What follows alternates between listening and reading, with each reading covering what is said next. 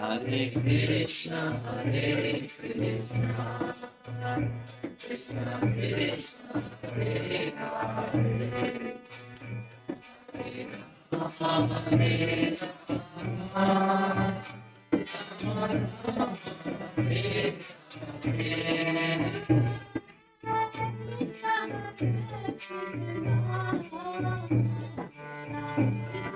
Hare Hare.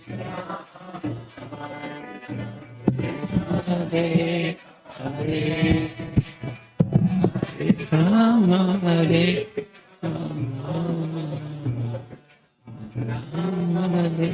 Rama, Hare Hare.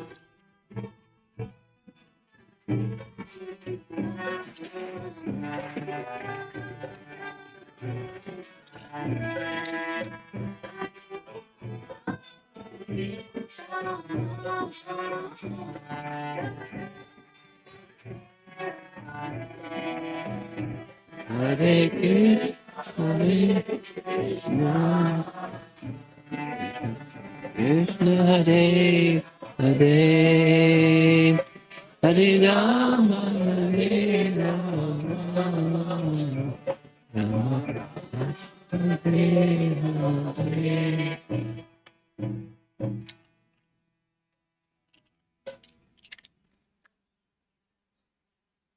Hare Krishna. It looks like you kind of all know each other already, yes? Pretty much? And that's why you're here, right? Because these are graduates from the illustrious, celebrated, famous, wonderful Happiness Forever IIT program. Huh? Okay. With hearts after it too.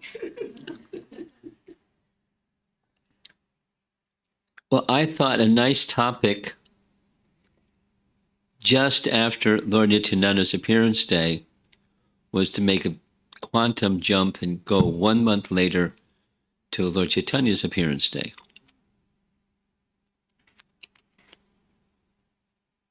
Although it's 1 month later, as you see the dates are in the lower left corner.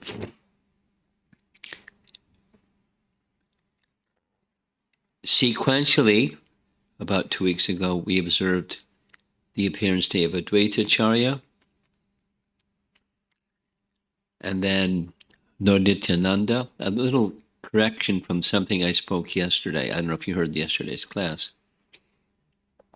The age difference between Lord Chaitanya and Nityananda was 12 years.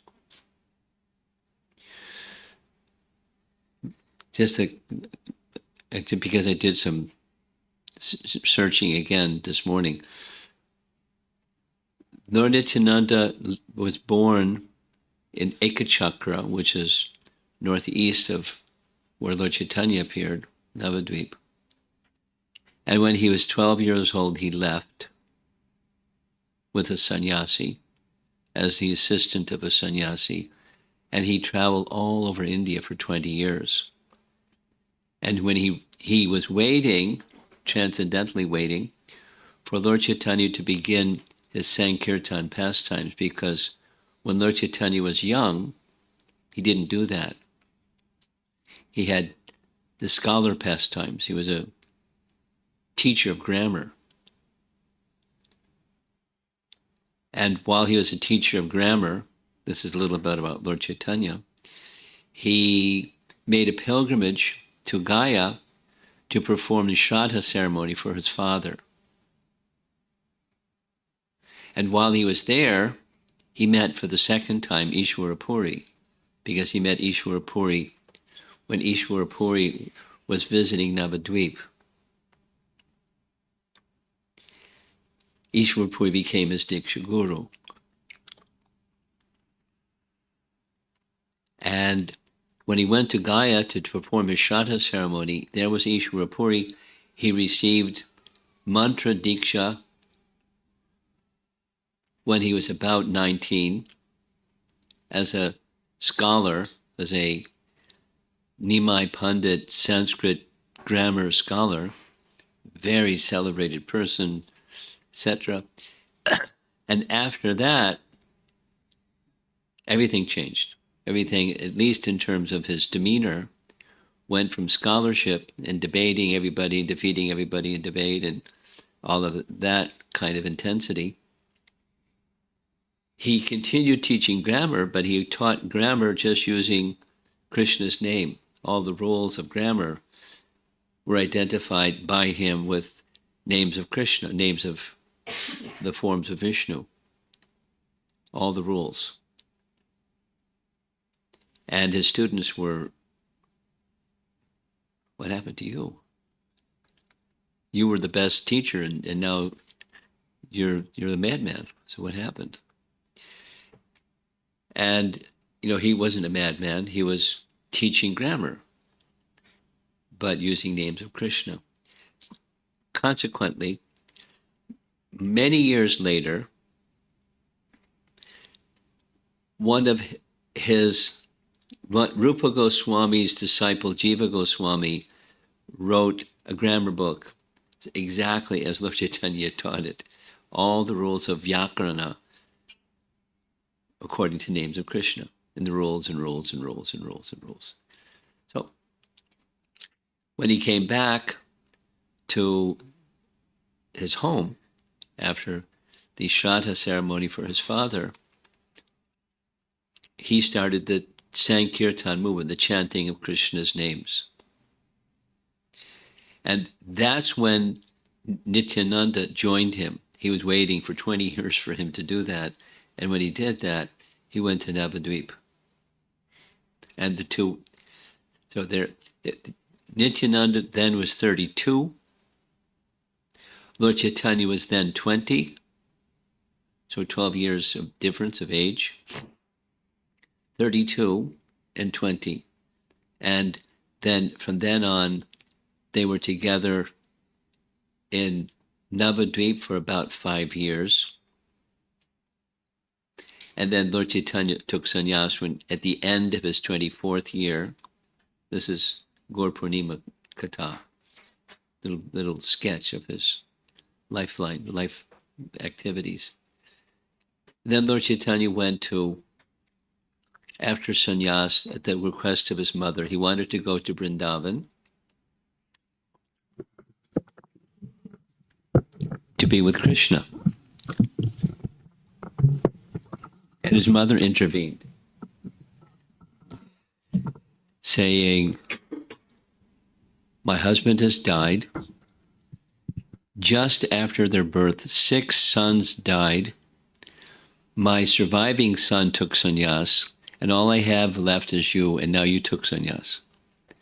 So if you go to Vrindavan, I may never hear of you again. But if you go to Puri, Krishna is there too. And if you go to Puri, every year all the devotees from Bengal, they go to the Rath Yatra. And then when they come back, I'll get news of you, at least that much. My final request, please go to Puri. So he went to Puri. It was a pastime. And then when in Puri, he didn't stay for too long. He stayed for several months. And then he went on the pretext of looking for his elder brother who had taken sannyas, looking for him in the whole of South India, like looking for a needle in a haystack. Travel somewhere in South India and find your brother. Good luck. Now, he is the omniscient Supreme Lord, and he knew that his brother Vishwarup had already departed the world, but it was external reason was to go look for his brother. The other reason was to take the chanting of the holy name throughout all of India and establish the Yuga Dharma. We're going to be speaking about that shortly, the Yuga Dharma. And that lasted for about 2 years. And then he came back to Puri.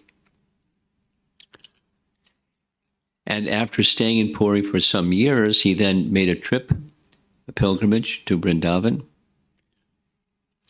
But he didn't go straight to Vrindavan. You know the geography of India better than I do.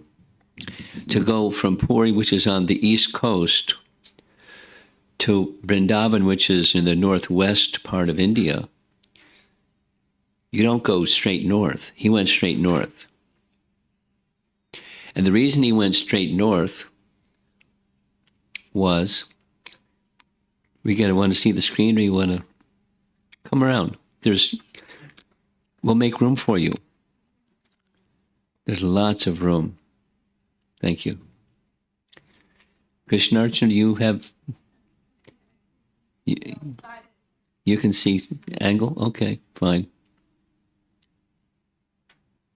For those of you sitting over there are people hiding over there. So he went to Ramakeli. Ramakeli was the capital of one of the Muslim kings who ruled in that northern Bengal area. Ramakeli was the capital, his capital city.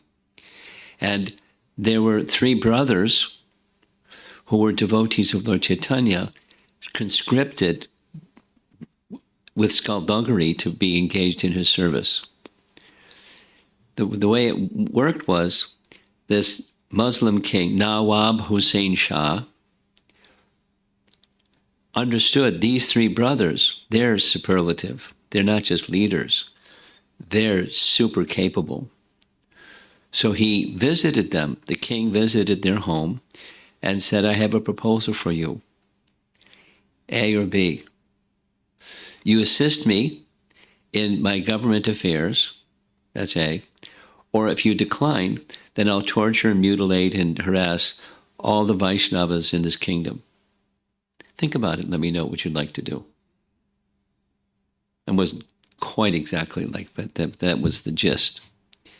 So they didn't want either, but they didn't want the Vaishnavas to be tortured, mutilated, and harassed. So they accepted posts in the government. Prime Minister, Finance Minister, and Home Minister. So the king could go off and conquer new territories because they ran everything, they were so good. And those 3 brothers, by name, some of you are familiar with these names, later they had Muslim names to match their service. But Lord Chaitanya, when he visited them, he gave them mantra diksha. They were from Brahmana families. He gave them mantra diksha, and he changed their names, Sanatana Goswami and Rupa Goswami. Now there was a third brother that didn't receive mantra diksha, and his son was Jiva Goswami. So Jiva Goswami is the one I mentioned, who later wrote this Nama Vyakarana, the teachings of grammar using names of Krishna. So Lord Chaitanya then went due north, and because he was so popular, personality of Godhead, very popular, thousands of people accompanied him. And he went for one purpose, to deliver Rupa and Sanatan, because they had privileges. They didn't send text messages. There wasn't technology. They had a messenger. They wrote letters and sent the letters through a messenger to Lord Chaitanya. And out of many letters, one got a reply. And the reply was, in case the letter was intercepted, it was a little enigmatic. You had to figure it out. And the letter said, just like a man who has a paramour, he'll do his duties very nicely with the expectation that someday soon he's going to meet his paramour. So nobody at home will know what he's up to, but his heart is with his paramour. So continue like that, and soon I will see you. They knew what it meant because they were very intelligent. So he came to deliver them. And then Sanatana Goswami, although he's a Diksha disciple, the student disciple, knowing who Chaitanya Mahaprabhu is, he gave him some advice because he's a minister, prime minister. He said, this king is very dangerous. Right now, he's okay because he thinks you're a holy man. But tomorrow, who knows? He may think you're dangerous and try to harm you. So my advice is, don't spend another day here. We so much want you came. Please don't stay another day. Leave tomorrow morning. Piece of advice. And second piece of advice, when you go to the Holy Land of Vrindavan, it's not good to go with thousands of followers. It's not the way to enter a holy dham. You should go alone, or at most with one or two assistants. And Lord Chaitanya accepted both advices. He went back south, all the way from, Ramakeli, northeast Bengal, and back to Puri. He left everybody there, and he went to Vrindavan. This is just a sketch of his activities. And he traveled to Vrindavan, and many things happened on the way to Vrindavan. And he spent not a long time. He spent a couple months in Vrindavan. And then he returned to Puri, and the rest of his life was spent in Puri.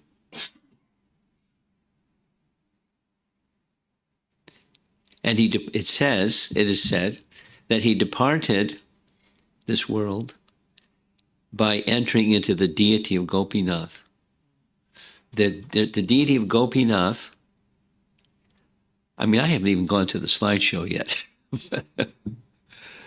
I feel just sharing with you here is nice. Gopinath was a deity that was worshipped by Gadadhar Pandit. Those of you know the Panchatattva mantra. Jai Shri Krishna Chaitanya, Prabhu Nityananda, Shri Advaita, Gadadhar, same. Gadadhar, Srivasadi Gaur Bhakta Vrinda. So Gadadhar is the Gadadhar Pandit. He was also Brahmin, friend of Krishna when they were growing up in Navadvip. When Lord Chaitanya went to Navadvip, went to Puri, he went to Puri. And while in Puri, he was regularly doing two things, well, three things. He was very expert at reciting Srimad Bhagavatam, expert. And Lord Chaitanya would visit him every day and sit and hear Srimad Bhagavatam from Gadadhar Pandit. And he was very expert in deity worship. There was a deity, a tall deity, named Gopinath, Radha Gopinath. And because the deity was so tall, it was difficult for Gadadhar to place a garland over his head. So the deity sat down. And today, the deity is sitting. The deity of Gopinath is sitting, and there's a mark on the knee of the deity, it is said. That's where Lord Chaitanya entered the deity, and where that mark on his knee is, because his knee was folded.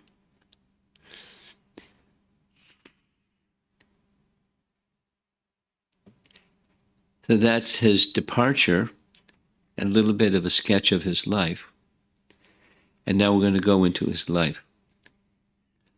So some of you know the pranam mantra, or the mantra that we recite for offering our respects. And it shows on the screen in a moment. If you like to read Sanskrit, you can say it with me. It's a very common prayer for us to recite.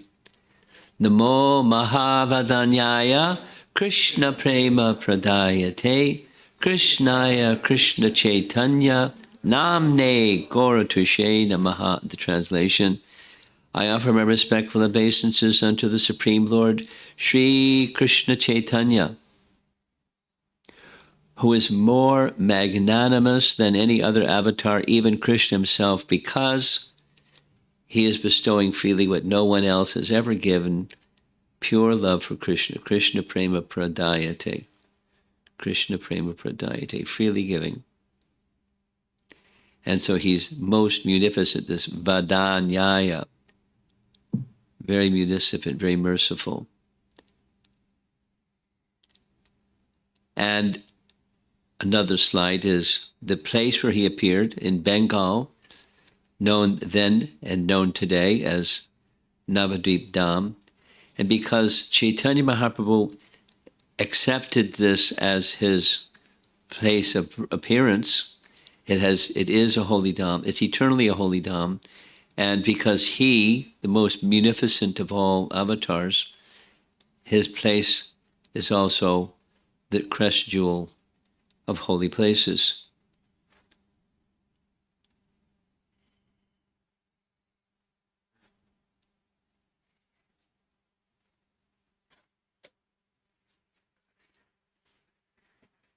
As you wish. Here's a British period when during the British occupancy in India, they had many artists. They liked the scenery, and this is a painting of Navadvip from that period. According to Chaitanya Charitamrita, there are 3 internal and 3 external purposes of Lord Chaitanya's appearance. So we're going to go through them quickly. One of them was Advaita Acharya. Who's Advaita Acharya? Well, he has a big beard and white hair, and means he's much older than the other members of Lord Chaitanya's associates. He's according to Chaitanya Charitamrita, he's a manifestation of Mahavishnu in Gaura Leela.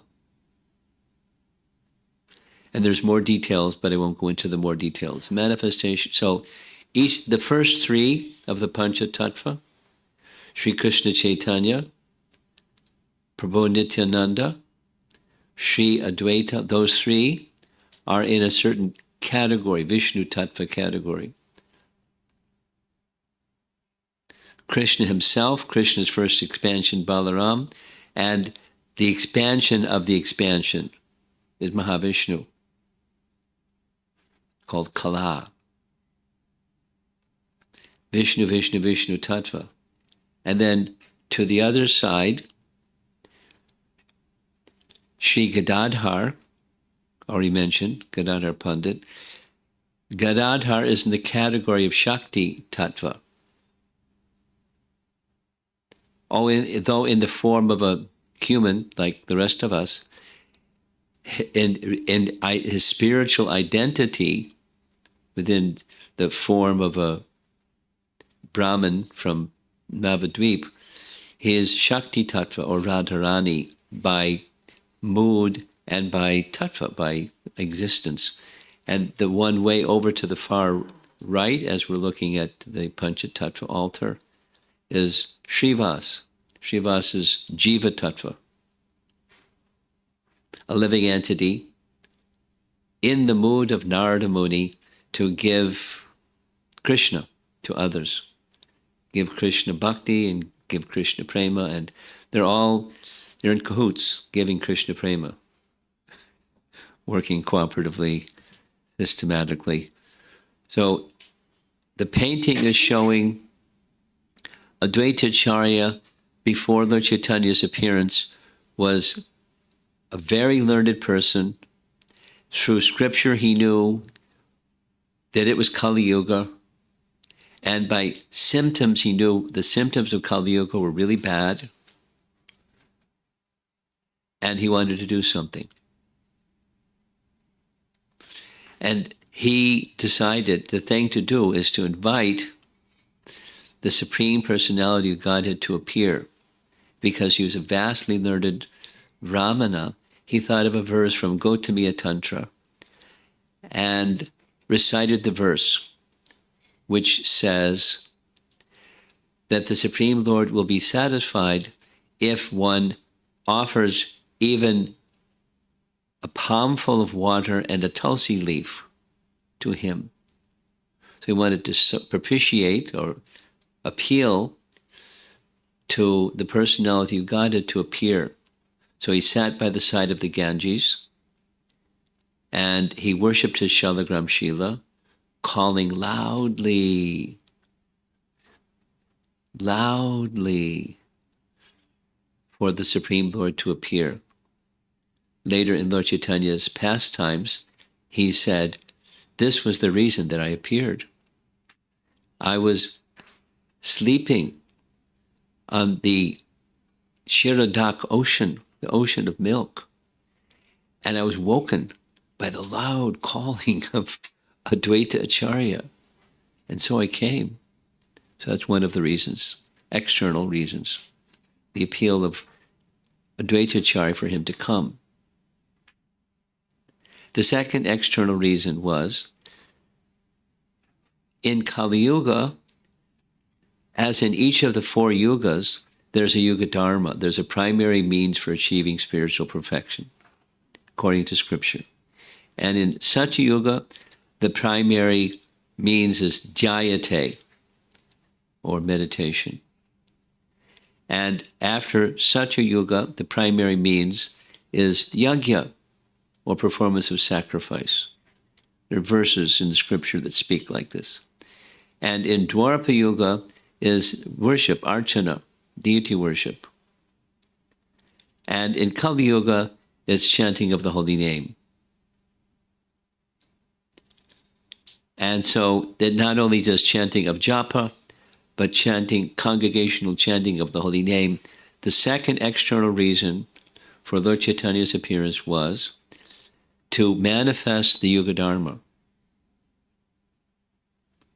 That's one of the reasons why he traveled all over South India, was to spread the Yuga Dharma, the chanting of the holy name. It's like wonderful description in Chaitanya Charitamrita, how he did that. Very wonderful. So chanting on beats, softly for one's own spiritual cultivation, in Sankirtan, congregational chanting like this, establishing the Yuga Dharma. And the third external reason was mentioned here, Adalila, Chaitanya Charitamrita. by the author, Krishnadas Kaviraj, writes, he has appeared in the age of Kali by his causeless mercy to bestow what no incarnation has ever offered before, the most sublime and radiant mellow of devotional service, the mellow of conjugal love, which is a big deal. It's a big philosophical topic for those who are Vaishnavas to understand the gift that Lord Chaitanya came to give. Because prior to Lord Chaitanya, Vaishnavism was prevalent. I mean, there were different lines of spiritual teachings according to the Padma Purana, 4 principal lines from the Sri Sampradaya, or Lakshmi, the Kumara Sampradaya, the Rudra Sampradaya, the Brahma Sampradaya, 4 main Sampradayas. And there, so Vaishnavism was available, teachings about how to worship Vishnu was available. However, most of those teachings had, not exclusively, but most of those teachings had to do with worshiping in the mood of awe and veneration. The opulent Narayana in Vaikuntha, with awe and veneration, worshiping him, the all-opulent Supreme Person. And he is all-opulent Supreme Person. However, Lord Chaitanya came to give not just that Aishvarya worship, in addition to give a spontaneous mood.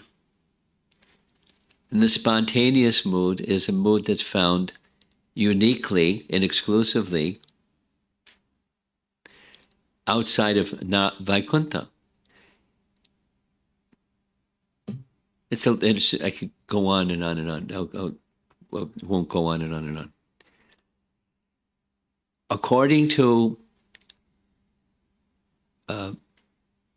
Sri Brahma Samhita, in the Vaikuntha realm, the topmost of all the Vaikuntha planets is Ayodhya. The other Vaikuntha planets have a predominating mood of Aishwarya, and in Ayodhya, it starts to move more towards intimate relationships with Narayana, with Ramachandra. For example, does Narayana have a mother and father? Does Ram have mother and father? Ayodhya, he has mother and father. And so forth.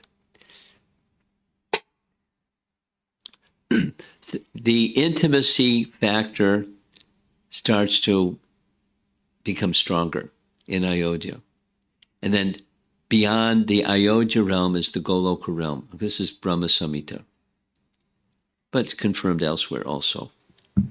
And in that Goloka Vrindavan, there's the intimacy or madhurya, or the sweetness.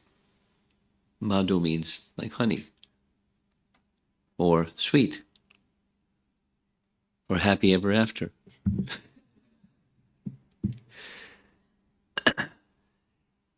Lord Chaitanya came to give that.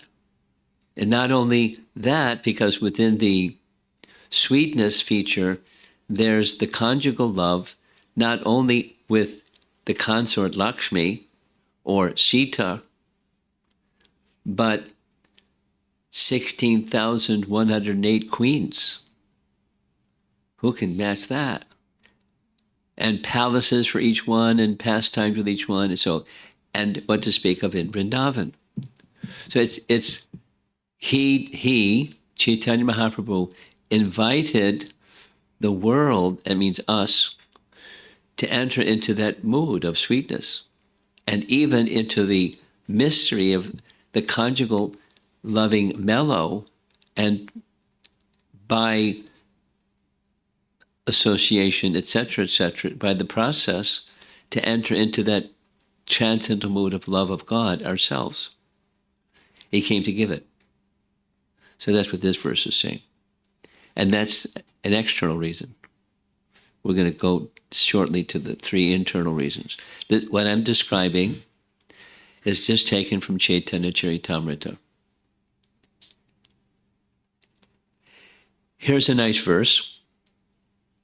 Krishna Varnam Trisha Krishnam Sangopangasta Parshadam Yagyai Sankirtana Prayayar Yajantihi Samedasa. In the age of Kali, that's our present age, intelligent persons perform congregational chanting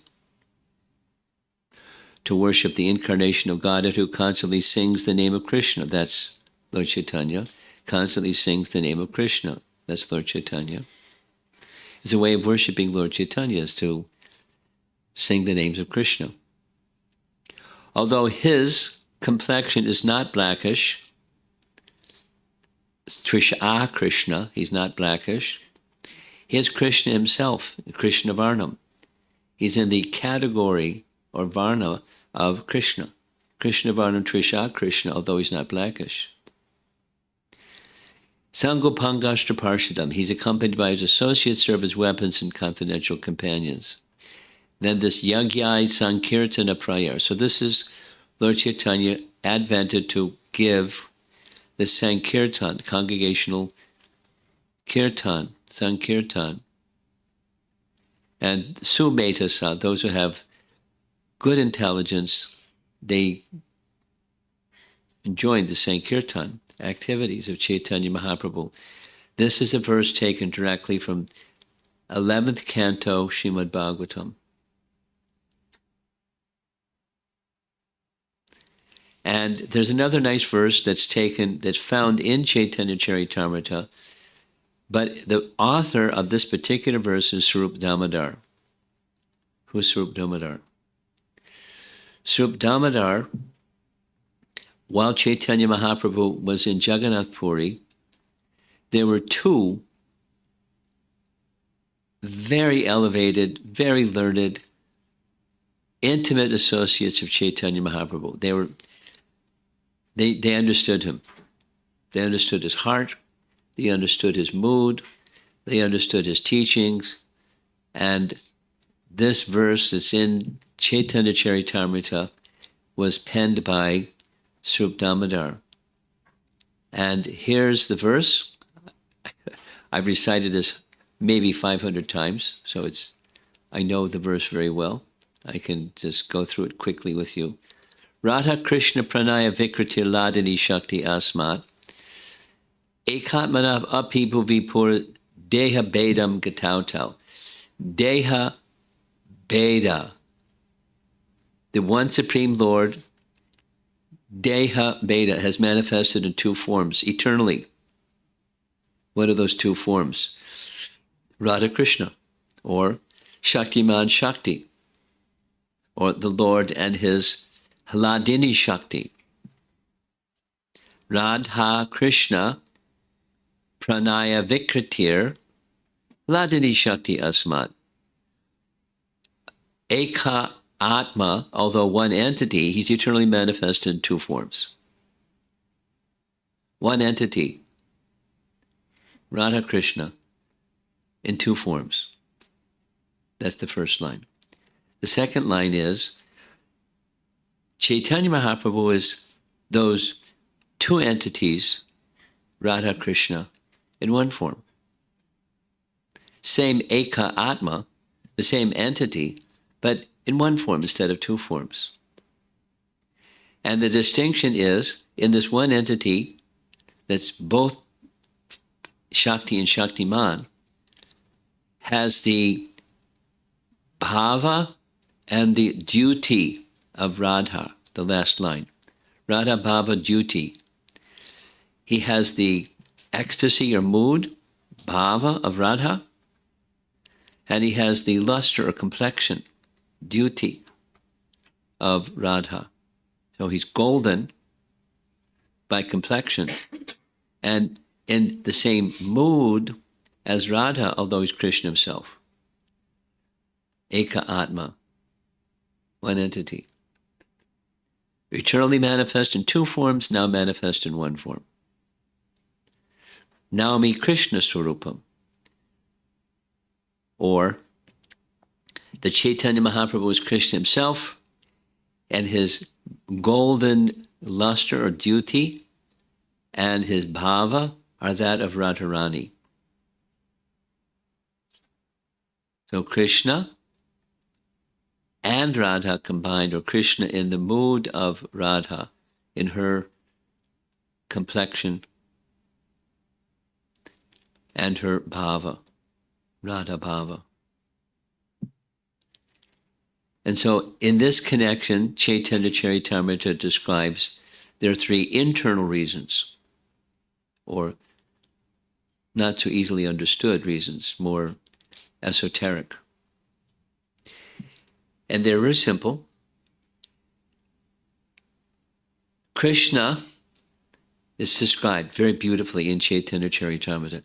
Krishna is considering, I'm omniscient, but I cannot experience the love of Radha for me, although I'm omniscient, because the subject and object, the object can't understand the emotions of the subject. But if I take the position of the subject, Radha, then I'll know the happiness that Radha feels towards in her love for me.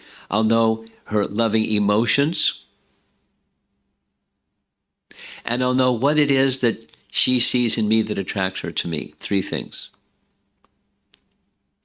So he accepted the form of Chaitanya Mahaprabhu to experience the internal reason, or esoteric reason, or the secret reason, or whatever you like. The love that Radha feels for me, the happiness that she feels in that love, and the qualities that she sees in me that attract, that stimulate that love. I want to experience it.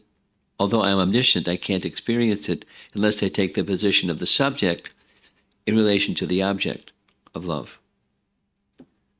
So he appeared for those internal reasons. We all know the nature of the love of Radha and Krishna, and the love that they have for one another, the love that Krishna has for Radha, vice versa. So both in one entity,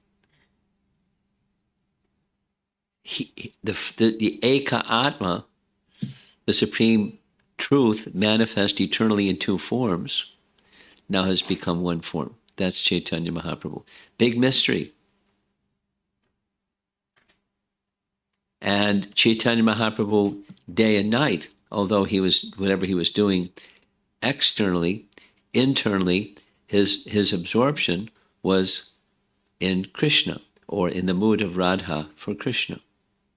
And through the mood of Radha for Krishna, we can understand their love. Mutual loving exchange.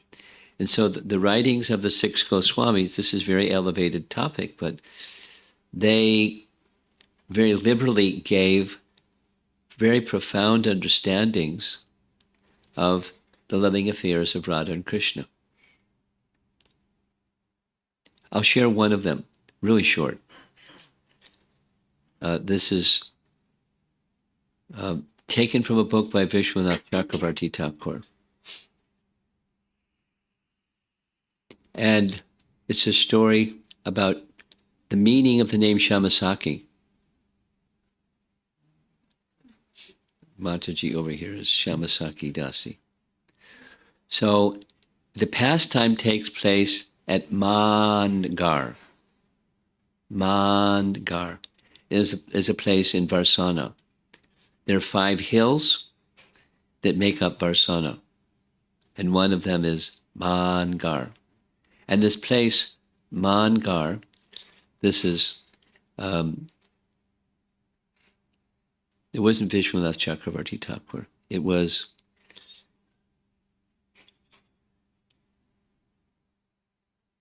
from another book. My mind does not remember the name of the book right now. Bhakti Ratnakar. Bhakti Ratnakar.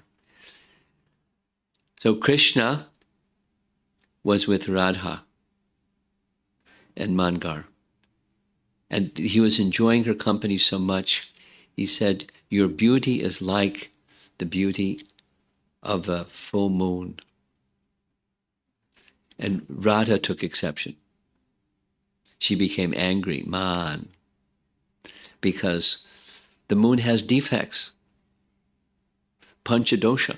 And she, it's listed what those defects of the moon are. It has pock marks, it wanes, it comes out at night just like witches and rakshasas, and it's curved, bunky, and it's anyway. So the moon has its defects, and not only that, the Chandra is the shortened for my main rival, Chandravali. So she became so angry just at what Krishna was wanting to say to express his love for her. Your beauty and your complexion is like that of the moon. She became angry, and nothing he did could change that mood. He tried. Mangar.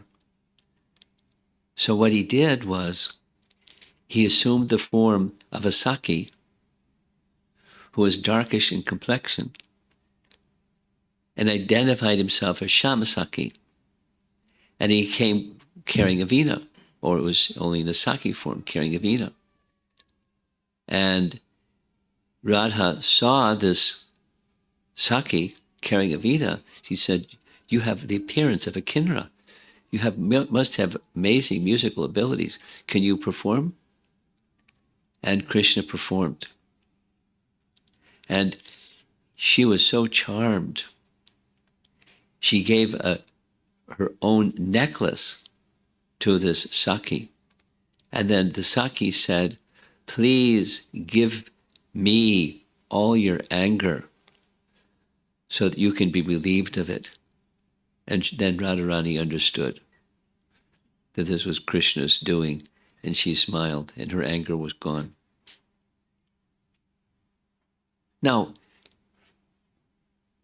how do our acharyas know all these things? Because they have a special password. There's eternal pastimes of Krishna, and they have the credential, they have the spiritual capacity to access things that we can't access. And so they, the followers of Chaitanya Mahaprabhu, disclosed these loving exchanges between Radha and Krishna because they had access to Lord Chaitanya, and Lord Chaitanya had access to all of that. Here's a nice little graphic, is a painting of Lord Chaitanya transforming into a form of Radharani. It's a nice little graphic. Whoever made this, they did a good job. It is said, I don't know if it's true, that a portrait of Chaitanya Mahaprabhu was made during his time by a very gifted artist, and that painting that you see of Lord Chaitanya with a halo around him, that's that artist, what Lord Chaitanya actually looked like in his youth as a sannyasi in Jagannath Puri. And so in this way, we have the three external, three internal reasons of Mahaprabhu's appearance.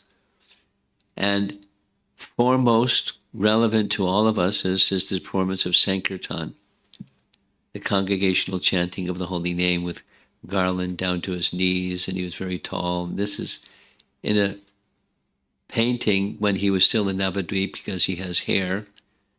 And he did his Sankirtan pastimes with Lord Nityananda, of course, and others. Now, one of the things we haven't focused on so much is his teachings. And this isn't time for a long teachings class, but I'll just mention, because we all know Bhagavad Gita, and in Bhagavad Gita there's 2 verses from chapter 4 of Bhagavad Gita where Krishna says why he appears and what he does when he appears. So we can say the verse together, if you know the verse. Yada yada hi dharmasya glanir bhavati bharata bhutanam dharmasya tadatmanam surjam yaham. And then the next verse, paritranaya sadhunam vinashaya shaduskatam dharma sangsthapanartaya sambhavami yuge yuge. So dharma sangstha, he restores dharma when it becomes lost. And it gets lost from time to time, yuge yuge. So he appears from time to time, sambhavami yuge yuge, to do these things, three things. Pritranaya sadhunam, give protection to the sadhus, or deliver them. Vinashaya chaduskritam, the duskritis, let them have it. Diminish their influence, or annihilate them. And dharma sangstha, so restore dharma. One of the things that happened when Chaitanya Mahaprabhu went to Puri is he entered the Jagannath temple alone. And when he entered the Jagannath temple, he saw Krishna holding a flute in his threefold bending form, and he fainted in a swoon of ecstasy. And when he fainted in a swoon of ecstasy, the guards thought this guy's crazy. So they were going to pick him up and throw him out of the temple. But just as that was going on, the chief priest of the whole of Puri, pictured here, Sarvabhauma Bhattacharya, came, said, no, don't throw him out. Let him come to my home. I'll take care of him. So he was brought to his home. He revived him. Many things happened. And he, Sarvabhauma, being an elder, learned fellow, he wanted to protect this 24-year-old young sannyasi by giving him instruction in Vedanta Sutra, because that's what sannyasis would do at that time. At least Shankaracharya followers, sannyasis, would study Vedanta Sutra day and night. So Sarvabhauma Bhattacharya offered to give instruction to Chaitanya Mahaprabhu in Vedanta Sutra to protect him, the young, attractive sannyasi, etc., etc. So Lord Chaitanya didn't say yes or no, he just acknowledged that you're kind. So 7 days, morning till night, 7 days, giving instructions in Vedanta Sutra to Mahaprabhu. And the morning of the next morning, Sarvabhauma Bhattacharya said, I don't understand if you are following what I'm saying or not, because you don't say anything for 7 days. And Lord Chaitanya replied, saying, I understand Vedanta Sutra, but your explanations cover the meaning of Vedanta Sutra. Oh, really? Could you give your explanation of Vedanta Sutra then? And his explanation of Vedanta Sutra was so elegant and so brilliant. Sarvabhauma Bhattacharya was amazed. He said, I never heard such a thing. I've heard Vedanta Sutra zillions of times. I've never heard this. And it's very clear and it's very good. And so Chaitanya Mahaprabhu, to please him, showed a form of Radha Krishna. No, a form of Krishna and a form of Vishnu. He exhibited these forms. Sarvabhauma Bhattacharya fell before him. You're not just a sannyasi. You're the personality of Godhead. And he then, the Sarvabhauma Bhattacharya, being a super scholar, he spontaneously composed 100 verses.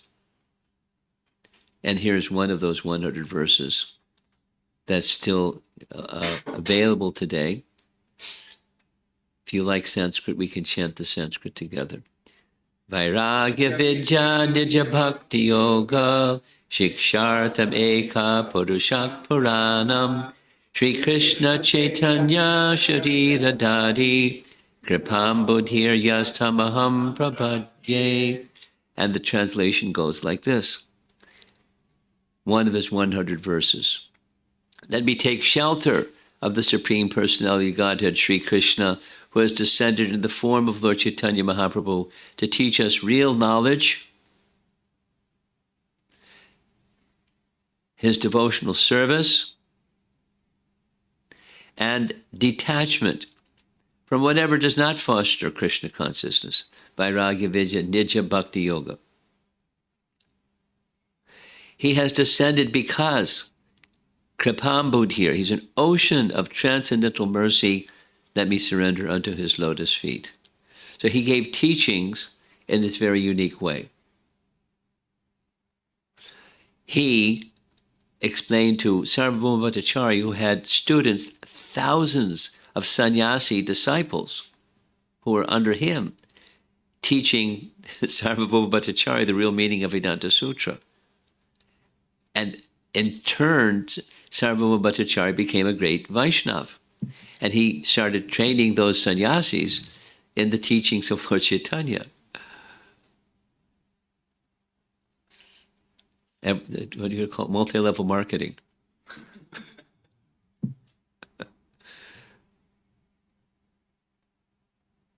So he gave teachings in very interesting ways. This song Prabhupada is singing, the Nitai Pada Kamala, the wonderful the lotus feet of Chaitanya Mahaprabhu are very kind. Because I want to move on, he appeared on the full moon. I think it's tomorrow. Nityananda Trayodashi, Chaturdasi, and tomorrow is Purnima. Is that right? So 1 month after the next Purnima, 1 month after tomorrow, is the Gaura Purnima in the month of Phalgun. Chaitanya Mahaprabhu appeared at midnight on the full moon night of that Phalgun month. And his appearance reason, one of his appearance reasons was Advaitacharya called him. And when he was born, there's the wife of Advaitacharya named Sati, and Sati came to visit the mother, who was pictured over here. Her name is Sachi. And she came to give gifts on the occasion of the birth of the child, but the painting is showing she actually knew who he was. He's Krishna himself, called for by her husband, Advaitacharya.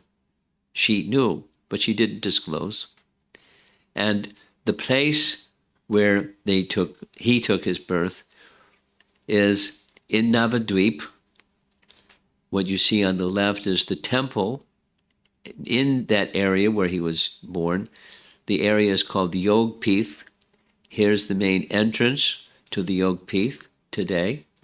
And if you look to the right-hand side, on the right-hand side, there's a samadhi of Bhaktivinoda Thakur, a pushpa samadhi. Here's what it looked like. Pushpa samadhi of Bhaktivinoda Thakur. And we're going to go inside and see this nice deity of Bhaktivinoda. Why Bhaktivinoda? Because he discovered, long story, he discovered where the birthplace of Mahaprabhu was based upon his intellectual acumen and his spiritual acumen. Without the details, because that's a whole story of how that happened. But he discovered it. And he built an initial little temple, which we'll see pictures of. Now, on the other side, when you go in that main gate, there's a Sakhi Charandas Babaji little shrine. And here's the murti of Sakhi Charandas Babaji. He was some kind of an assistant in all of this procedure. Bhaktivinoda Thakur established a very small place where initially, just by going door to door in homes, 1 rupee per person to build a little place for commemorating the birthplace of Chaitanya Mahaprabhu. He then requested his son, Bhaktisiddhanta, to build a formal temple. And there's the formal temple, the white towering building. And here's the neem tree under which Nimai was born. When he was born, Sati, I mentioned already her name, that's the wife of Advaitacharya, she suggested, why don't you call him Nimai? Why? Because he's born under a neem tree, and it is said that neem, in addition to medicinal properties, it gives protection. Neem gives protection. So since you lost several sons, let's call him Nimai. So it stuck, Nimai Pandit. And here's the Murti inside that little structure, that yellow painted structure. That's the Murti of his mother, father, and the little Nimai on her lap. Jagannath Mishra, Sachimata, and Mahaprabhu on her lap, or Nimai on her lap. And just to the side of that birthplace, and it's not what their house looked like, that just marks the place, there's a deity of Lord Shiva. What's the deity of Lord Shiva doing in a birthplace of Vishnu Tattva form? He's protecting the Dham. Kshetra Pala, the protector of the Kshetra, is Kshetrapal Shiva. And similarly, Gopeshwara. So here's the two deities. These two deities were installed by Bhaktisiddhanta, who's the spiritual master of Srila Prabhupada.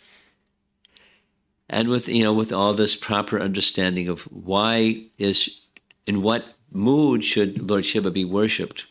He should be worshipped as the best of all devotees. Gopeshwara, you know the meaning of Gopeshwara? The Ishwar of the gopis. Lord Shiva wanted to enter into the rasa dance. However, when he came to the rasa dance as Lord Shiva, the gopis said, "I'm sorry, Charlie. No man allowed. This is the rasa dance. If you want to join the rasa dance, you have to have a gopi form." How do we get a gopi form? We'll take you to a place where we can dip you in this sacred water, and you can come out as a gopi. So that's what happened. And Krishna saw this really strong gopi and said, "Why don't you guard the rasa dance? You can be outside the rasa dance and participate that way by guarding the rasa dance." There's more details. I'm just making it quick because of time. So Gopeshwara Mahadev. In Vrindavan, there is one of the celebrated places for Krishna's rasa dance is Vangshivat. Vangshi Vata. There's a banyan tree. Under the banyan tree, Krishna played upon his Vangsi. The gopis were hearing the sound in the dead of night, and the sound carried them to Vangshivat. And that's the place where Lord Shiva wanted to enter. But he was given the service of protecting. So that's Gopeshwara Mahadev. Right near Vangshivat is a very nice temple, a Lord Shiva temple, downtown Vrindavan, where Lord Shiva, during the day, it's just Shiva Linga, and at night they dress him as a gopi. How do you dress a Shiva Linga as a gopi? But that's what they do. And they're nice photos of Gopeshwara Mahadev. So at the birthplace of Mahaprabhu, there's both. And the temple that Bhaktisiddhanta built at the request of his father to build a formal temple, tall, beautiful temple, there's 3 altars. Here's one of the 3 altars. There's Radha Madhava on the right side, and Mahaprabhu. These were deities that were installed by his father, Bhaktivinoda. And in the central altar, there's Chaitanya Mahaprabhu in the middle. And he was married when he was living in Navadvip. He had 2 wives. And the 2 wives were Lakshmi Priya and Vishnu Priya. One died, and then he married the second. Lakshmi Priya, Vishnu Priya. And you notice in the little script at the bottom that says Adhoksaja Vishnu. The Adhoksaja Vishnu is a Shalagram Shila that was worshipped by, according to scripture, was worshipped by Jagannath Mishra. A Vishnu Shila, he identified as Adhoksaja Vishnu. We're going to see a close-up of that. And here's the other altar. This is the Panchatattva, of course, with Jagannath in the middle. Now, when Bhaktisiddhanta was excavating the foundation for this nice temple, he dug down and dug down. He had workers dig down, and they came deeply embedded within the earth, because here's a little detail. Shortly after Chaitanya Mahaprabhu's departure, historically the course of the Ganges shifted. And it shifted in an easterly direction, and what was the birthplace of Mahaprabhu was now underwater. And then historically later, it shifted back in a westerly direction. So the birthplace of Chaitanya Mahaprabhu was lost because it was underwater. But this Adhokshaja Vishnu deity, which was worshipped by Jagannath Mishra, was in the mud. And when they excavated the foundation for the temple, they found it. And it was identified exactly the deity that Jagannath Mishra worshipped. So it was confirmed, archaeologically confirmed. This is the birthplace of Chaitanya Mahaprabhu. And now Adhokshaja Vishnu is on the altar. And nearby, there's Gaura Gadadhar deities, Bhaktisiddhanta installed. When you visit in Mayapur, you'll see all these deities. A deity of Lord Nrsingadev, again installed by Bhaktisiddhanta. And here's a close-up of inside the birthplace. There's Jagannath Mishra, and there's Mother Sachi with Mahaprabhu on her lap. And here's a painting indicating the same. So Jagannath Mishra was a very elevated Brahmin, and his son became a great scholar of Sanskrit, and Sanskrit grammar specifically, and he became a teacher at a young age, precocious young teacher, and had many, many hundreds of students, because the whole of Navadvip at that time was primarily a Brahminical community. Those of you, you're all from India, so you know there's places, not just some, but there's like abundance of Brahmanas in a certain area. Navadvip was such a place, a seat of high learning during his time. And as the Sankirtan activities began, and Lord Nityananda joined him, then it started to become a nuisance for some people. Not just too much noise, but they were like envious. They were popular. And so what did they do? They went and complained to Nawab, because at that time, India was ruled by Muslim rule. And so they went to the Muslim ruler and said, do something, stop this. So the Muslim Nawab sent some constables and told the devotees, you stop, or else. And they smashed a mridanga.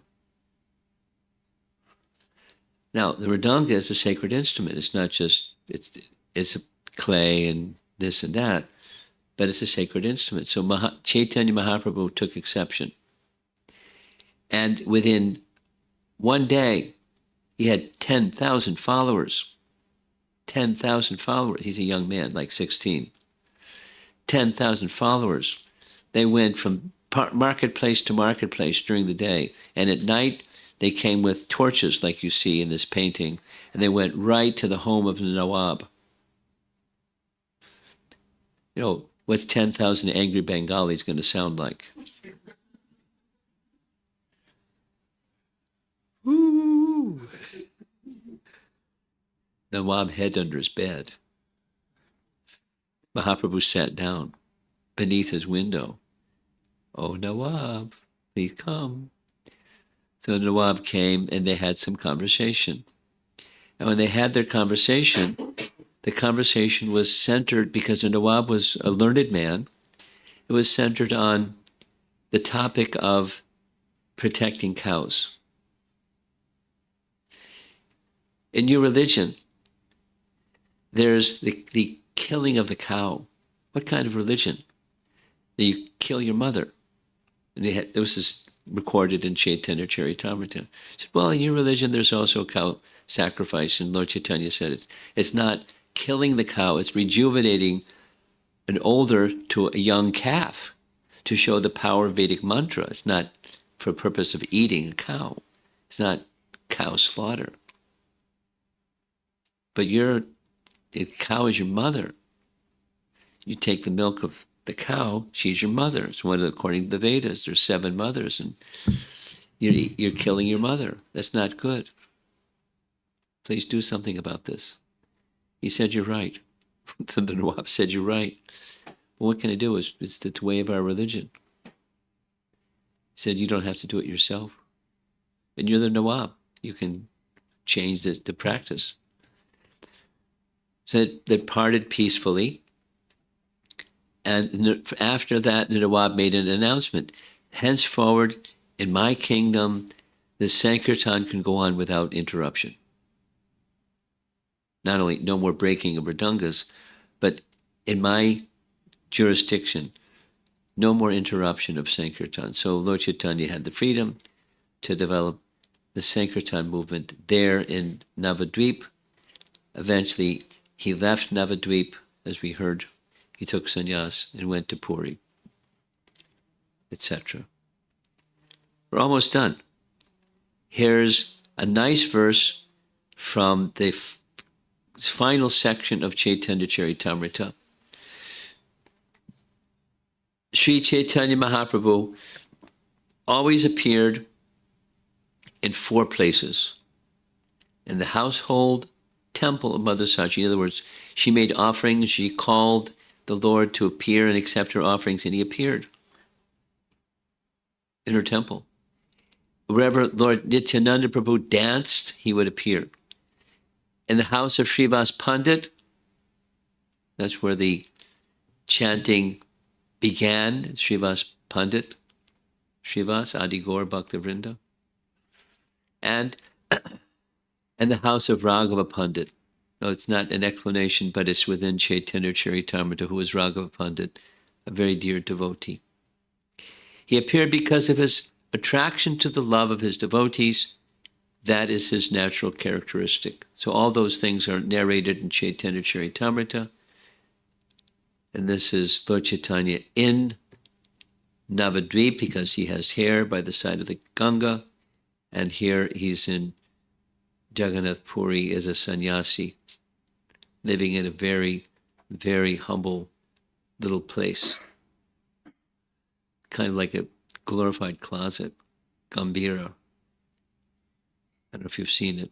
How many here have seen Gambhira in Puri? A few. Very small. But he was a sannyasi, very renounced, and very dedicated to the purpose of his appearance, both external and internal. So I was asked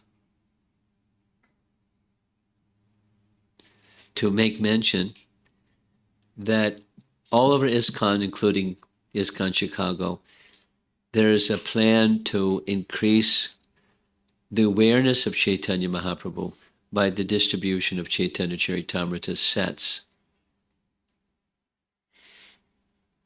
Very dear to Srila Prabhupada was making the gift of knowing who is Chaitanya Mahaprabhu to the world. He translated his books from Bengali, Chaitanya Charitamrita from Bengali to English, and then from English translated into all the languages. Just now, I think it's this year, the BBT in China has published Chaitanya Charitamrita in Chinese.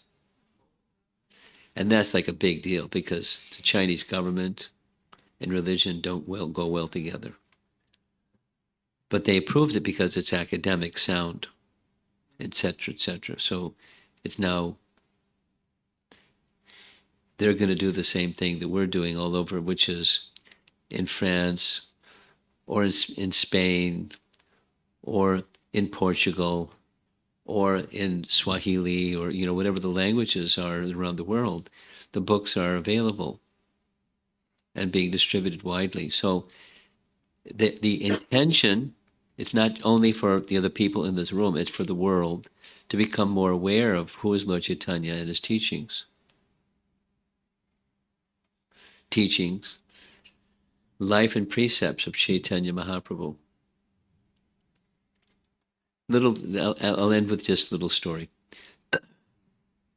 The year that Srila Prabhupada was born was 1896. It was also the year that Bhaktivinoda Thakur, at his own expense, wrote a little booklet about that thick called The Life and Teachings, Life and Precepts of Sri Krishna Chaitanya in English. At his own expense, he had it made, he printed it, offset printing, it's really funky looking, typesetting and everything, and sent it to libraries, university libraries around the world, out of his own pocket. Because he wanted at least intellectual people should know who is Lord Chaitanya, because the world needs to know. And that was just, an intro. And then came Chaitanya Charitamrita in English. And of course, Chaitanya Bhagavat is another comprehensive biography without the details.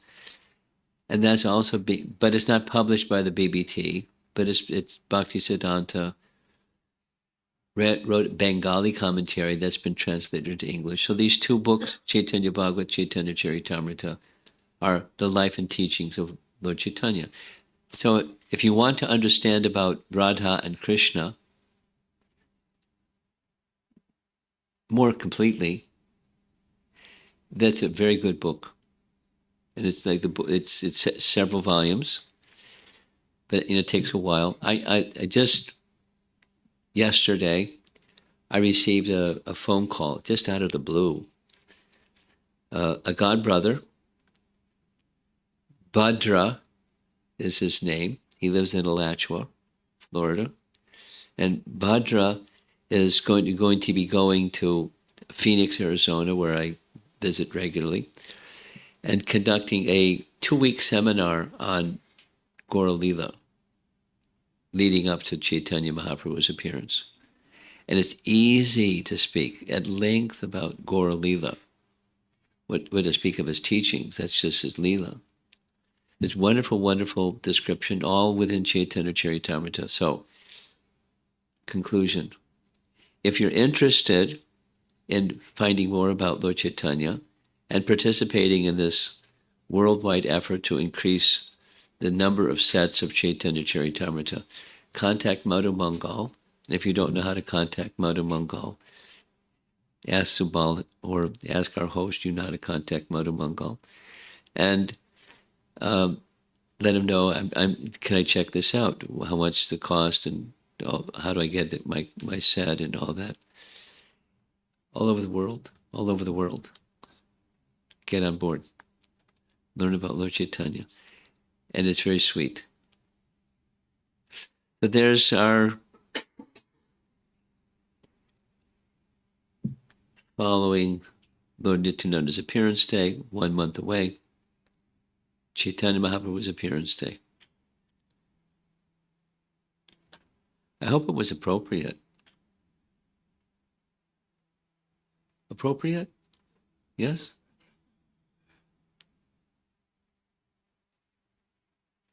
Appropriate because you know everybody. Okay. All right. Okay. Thumbs up. Okay. Any discussion?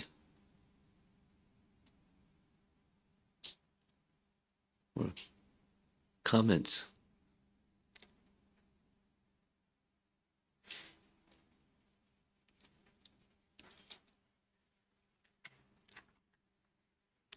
Yes.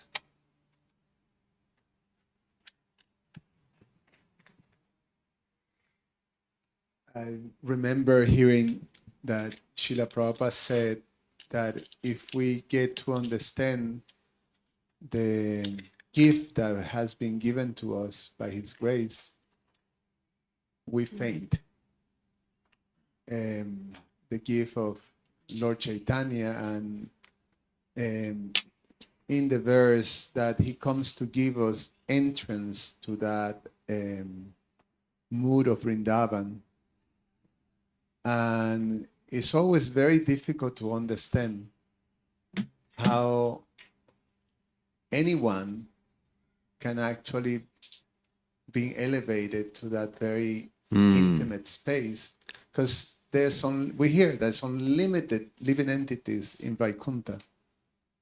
And so it seems that conditioned souls here that have access to the mercy of Lord Chaitanya have even a greater opportunity to elevate oneself to that position of Goloka Vrindavan that is so But it's unique. still way up there. Yeah. I mean, you're making a comment how fortunate we are. There's a section in Chaitanya Charitamrita where Lord Chaitanya is called Sanatana Shiksha. These two brothers, Rupa and Sanatan, were chief amongst the 6 Goswamis of Vrindavan. And Lord Chaitanya instructed him for 2 months in detail, and passages of their instruction is described there. And in one section, he's describing the totality of living. It's like the pyramid. There's all living entities. And that's a lot of living entities. Of all those living entities, very small percentage, 400,000 out of 8,400,000 are humans. And of those humans, most are uncivilized. And then you start building the pyramid. Civilized, what does that mean? They follow Dharma. And then those that follow Dharma have an understanding of the purpose of Dharma. And then, it keeps going and going and going and going and going and going and going. The pyramid structure it's very rare. I mean,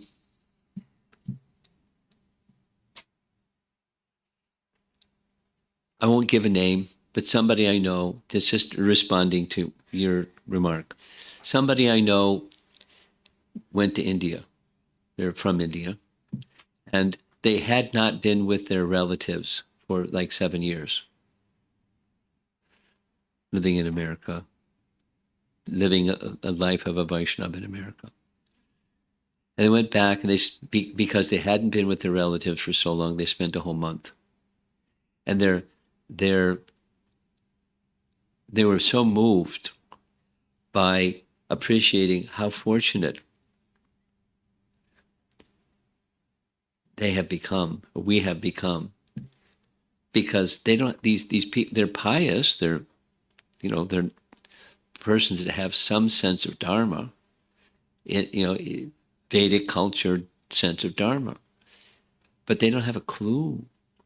And so their lives are so confused and in turmoil and issues and da-da-da-da-da. So this devotee didn't go into the stuff, but, they were feeling how fortunate.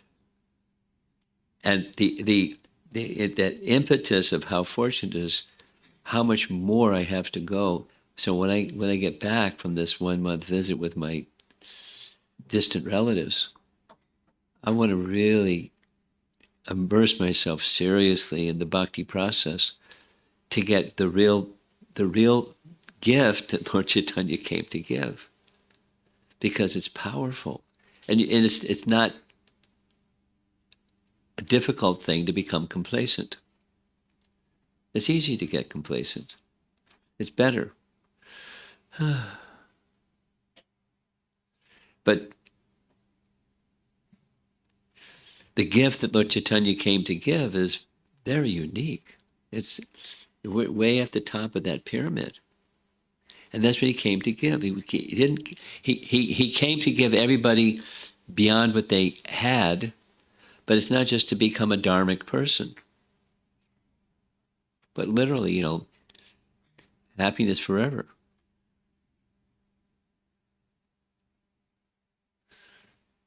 in the mood of the mood of the residents of Vrindavan, where it's not just Aishvarya, but it's Madhurya. Very sweet.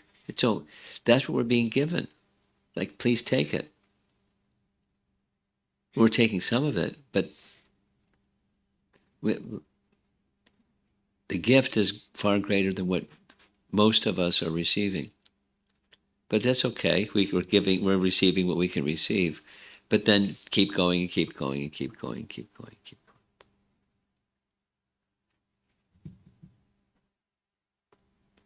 Responding to your reflection. Anyone else?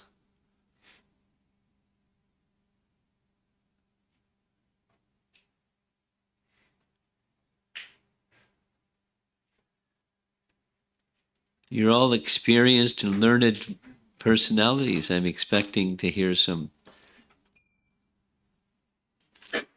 stirring of your thoughts.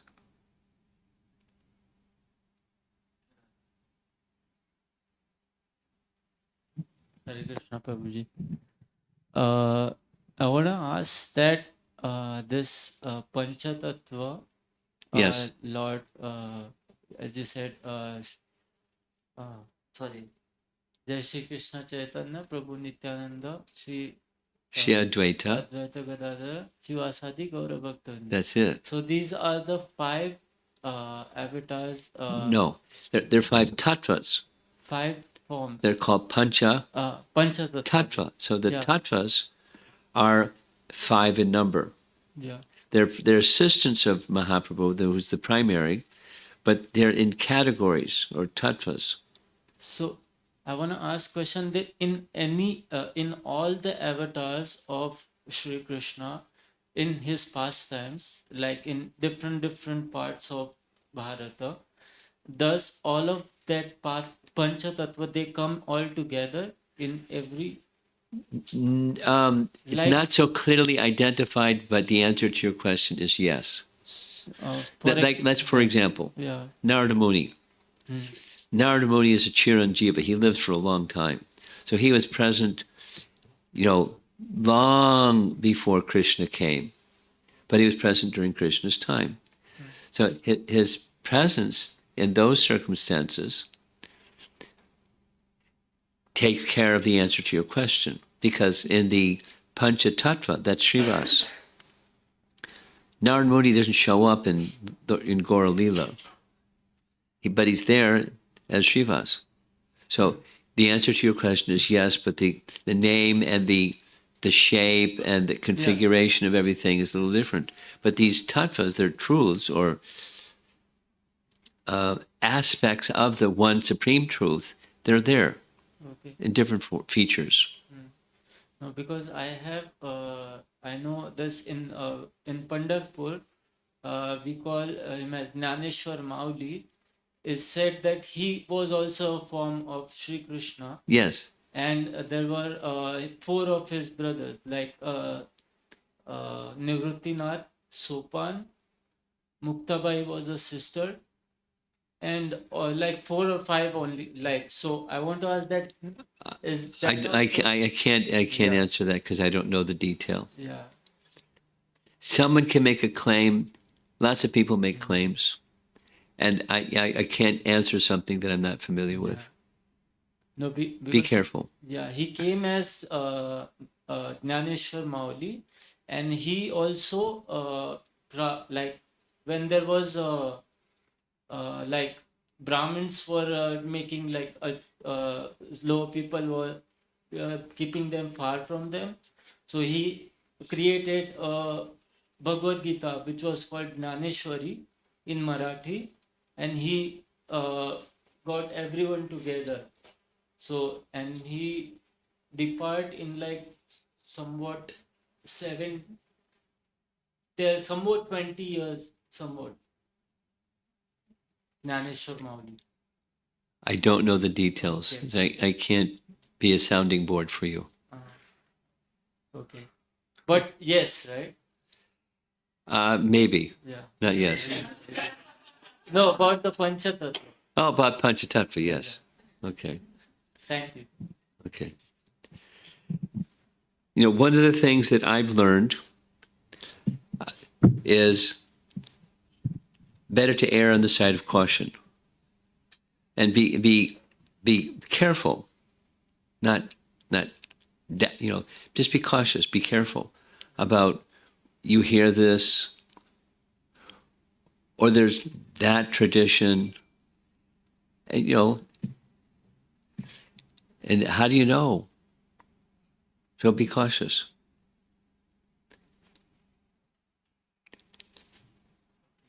So say it the other way. Make sure that what you're hearing from is from a qualified authority, not just convention or lots of people say it or something like that. Vox populi in Latin. So where's their authority? Just like, for example, I just narrated a story of Radha and Krishna. So in Vrindavan, you can hear a zillion Radha Krishna stories, and some of them are just like fiction. Some of them are Braja lore, and they're not meant to be scriptural, and then some of them are scriptural. So be a little cautious and a little circumspect about what you accept. That's all. That's all. Hare Krishna Prabhu. So I just wanted to know, in most of the pictures of Lord Chaitanya Mahaprabhu, we would see tears of joy. Is that kind of like because of his mood, or can you expand a little bit more on that? Are you speaking of the artwork? Mm-hmm. Now, the artwork reflecting his mood, is that your question? Well, it's reflecting the mood of the artist for sure, not necessarily the mood of Chaitanya Mahaprabhu. Different artists have different moods, and so there's different depictions. And here's a little Prabhupada story about artwork.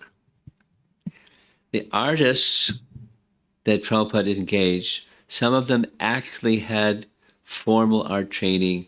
Some of them just wanted to learn to do art, and they were kind of like novices. So those two different groups and gradations within asked Prabhupada, what does Krishna really look like? Here's some posters, because they were basing some of their original attempts to create artwork in relation to Krishna's pastimes from posters from India. So they wanted to know, what does he really look like?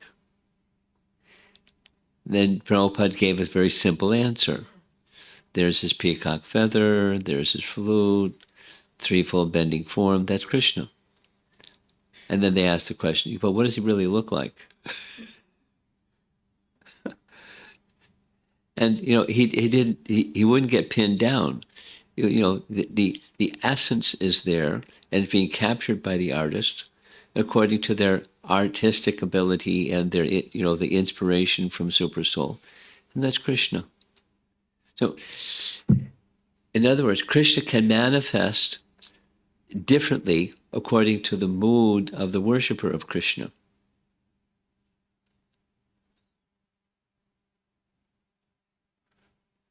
Krishna manifests himself. Lord Nrsimhadev manifests himself according to the mood of the worshipper of Lord Nrsimhadev. This little girl. Could you put the phone down? Thank you. Hare Krishna. Here's a nice story. This is in relation to Jiva Goswami's explanation of Brahma Samhita. And the explanation, it's a Puranic history that he accepts. There was a Vaishnava Brahmin named, starts with an A, Atisena, I think was his name. And he was visiting a king's kingdom. And the king in that kingdom said, there's a Murti, there's a deity of Lord Shiva, Shivalinga, and I don't have the capacity because I'm not a Brahmana. Can you worship this deity on my behalf? And the Vaishnava Brahmin said, because I'm a Vaishnava, I only worship Vishnu, so I can't accept this request of yours. The son of the king was Wild Man. He said, I want you to worship, and if you don't worship, I'm going to chop your head. And he raised a sword. And so the Vaishnava Brahmin said, better to at least live. And so I'll worship the Shivalinga. So he went to worship the Shivalinga. And as he was standing there worshiping the Shivalinga with folded palms, and he said some words to the effect of, "Oh, Lord Nrsimha, please accept my worship." The son of the king heard him, and the son of the king came after him with a sword and was going to chop his head.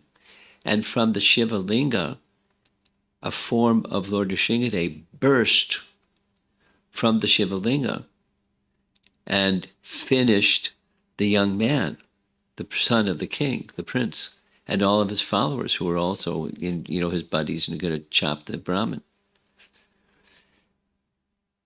Jiva Goswami narrates that Puranic history, saying the Supreme Lord appears wherever he wants to appear in a form that's according to the worship of the devotee.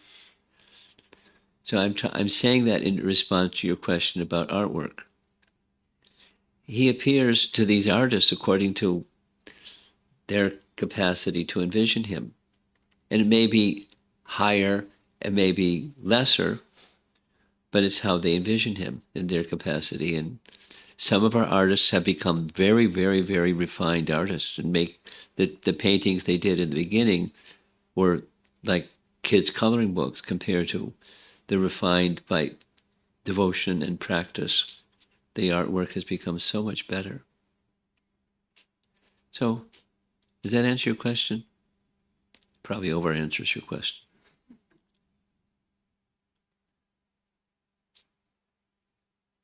Anyone else? Yes. I've heard stories of Mahaprabhu being so kind on one hand, and on the other hand, I've heard his stories where he has been a little harsh.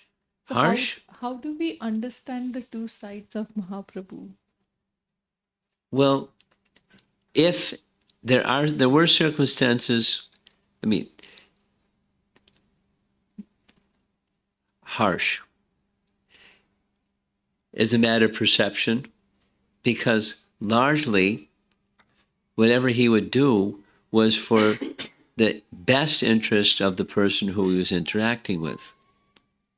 So, for example, his taking sannyas. His mother, poor mother. His wife, poor wife. She was young compared to him. He was just 24, and she was younger than 24. And for the rest of her life, she has no husband. She didn't go get remarried or something. She was, so it's not, the exchange of love between Nimai Pandit and his wife, Vishnu Priya, was a mood of love. It is said that he gave her a deity of himself, which she worshipped for the rest of her life. And when she saw that deity, she saw him. So, etc. The detachment, the separation is not harsh. It's a love, according to an individual, it's increasing the loving attachment.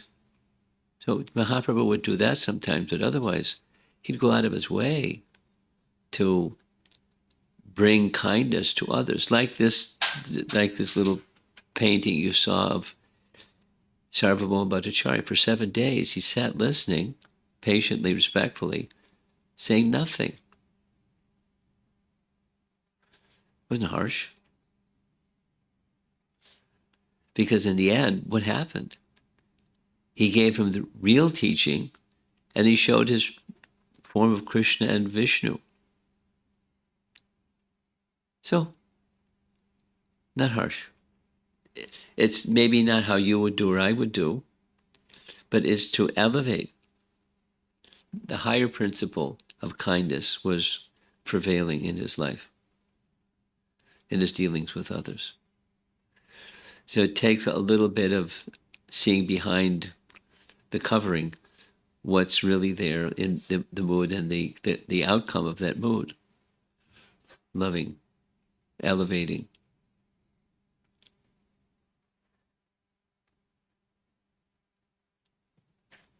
Thank you, Maharaj. Just like asking this little girl to put the phone down. It could be, why did he say like that? But it wasn't, there's a relationship. It wasn't harsh. It was, helping her get a little focused because she has a capacity to get a little drifty, right? Every now and then. Like right now. With a mischievous smile on her face. Giggle, giggle, giggle.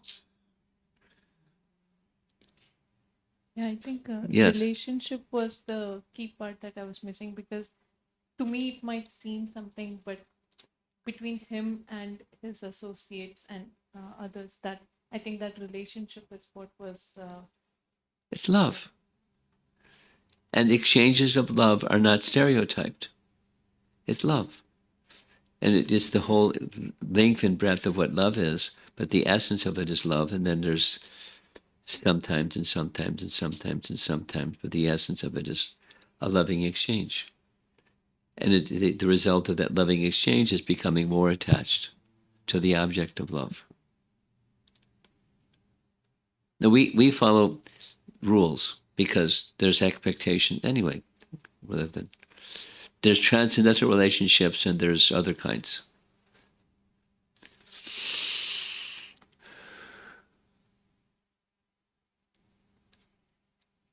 Krishna Archana? Yes, I thought so. Focus of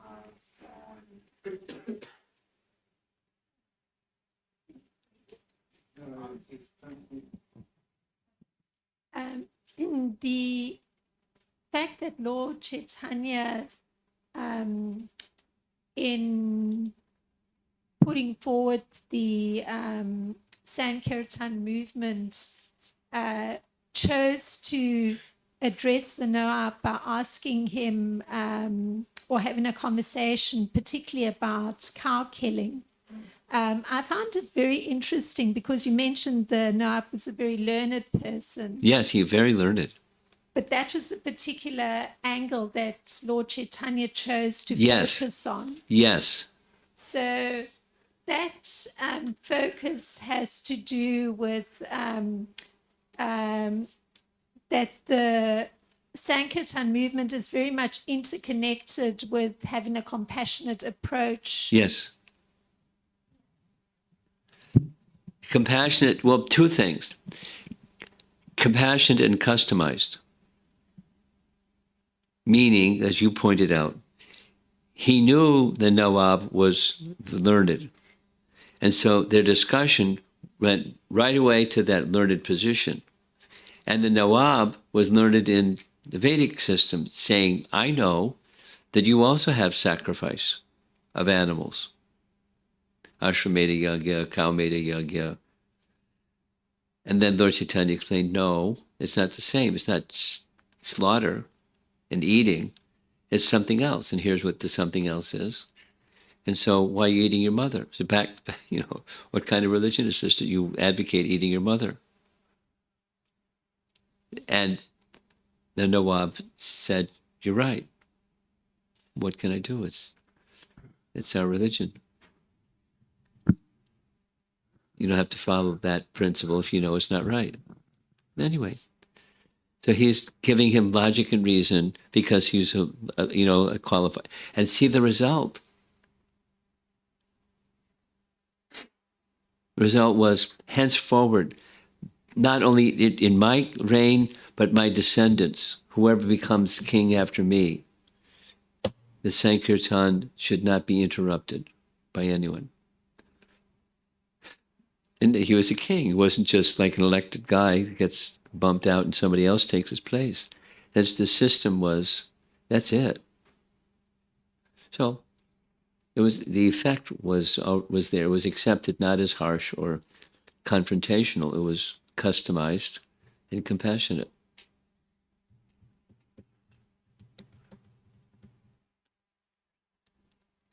Okay, looks like we're done. Thank you very much. Srila Prabhupada ki jai.